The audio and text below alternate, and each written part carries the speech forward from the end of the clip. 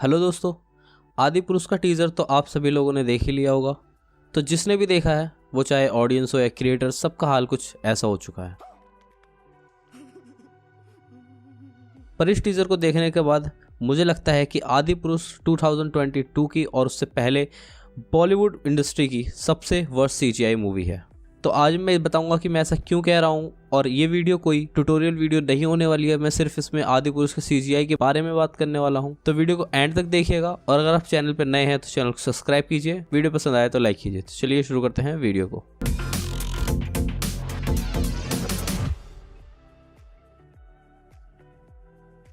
तो जैसा कि आप सभी लोग जानते हैं, आदि पुरुष की अनाउंसमेंट 2020 में हो चुकी थी और इसका फिर स्टार कास्ट भी ले लिया गया था, जिसमें कि बड़े बड़े स्टार्स आते हैं हमारे। तो ऑडियंस इस चीज़ को लेकर काफ़ी एक्साइटेड थी, और सबसे बड़ी बात कि ये रामायण के ऊपर बेस है, तो ऑडियंस का हाइप लेवल कुछ ज़्यादा ही था। और उसके बाद सबसे बड़ी होप तो जब लगा ली ऑडियंस ने कि जब इसका बजट था 500 करोड़ रुपए, तो लोगों ने सोचा कि 500 करोड़ बजट है तो ये तो कुछ अलग ही लेवल पे मूवी बनेगी। लेकिन जब इस मूवी का टीजर आया तो पब्लिक तो हिल ही गई। उन्हें इस टीजर को देख के काफी डिसअपॉइंटमेंट हुई, क्योंकि इसको लेके उन्होंने काफी होप लगा रखी थी। और डिसअपॉइंटमेंट तो बनता है यार, क्योंकि इसमें सीजीआई जो है वो बिल्कुल ही लो क्वालिटी का बनाया गया है। तो अब बात करेंगे सीजीआई के बारे में। तो सीजीआई होता है एक कंप्यूटर जनरेटेड इमेजरी, जो कि कंप्यूटर के द्वारा जनरेट की जाने वाली कोई भी इमेजरी, जो कि कोई 3D इमेजरी है या 2D इमेजरी, उसको सीजीआई हम कहते हैं। तो अवतार मूवी में 80 to 90% आपको देखने को मिलेगा सीजीआई, क्योंकि उसमें उन्होंने पूरा ही वर्ल्ड उन्होंने सीजीआई में बना रखा है। उसके कैरेक्टर्स, उसका इन्वायरमेंट, जो कि देखने में बहुत ही फोटो रियलिस्टिक लगता है। तो आप देख सकते हैं कि उनकी सीजीआई क्वालिटी कितनी बेटर है हमसे, क्योंकि सीजीआई का एक बहुत बड़ा रोल होता है फिल्म मेकिंग के अंदर कि ऑडियंस को स्टोरी के साथ कनेक्ट कर पाना। लेकिन अगर आप ये नहीं कर पा रहे हैं तो आपका सीजीआई लेवल बहुत ही खराब है। और जब हम बात कर रहे हैं रामायण जैसी महान कथा की, तो उसके आगे अवतार का सीजीआई कुछ भी नहीं है। लेकिन हमें यहाँ पे क्या देखने को मिलता है, ये सीजीआई। तो दोस्तों डिसअपॉइंटमेंट तो होगी ही।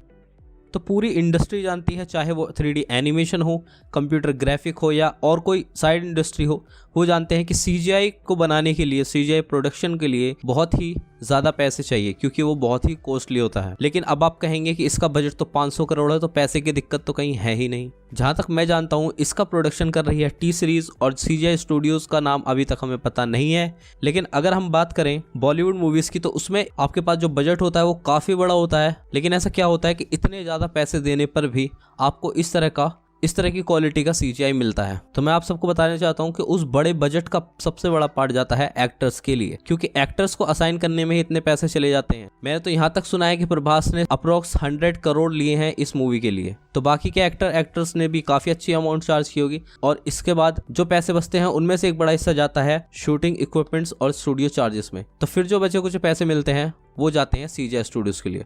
तो वहाँ पे हमें क्या मिलता है, कम पैसा कम टाइम, तो वो भी आपको क्या देंगे, एक लो क्वालिटी सीजीआई। तो फिर तो आपको सीजीआई के नाम पे यहाँ पर चमगादड़ी मिलेगा। तो इसके बाद बात करते हैं एक और बड़ी मिस्टेक की जो आदि पुरुष मूवी में की गई है।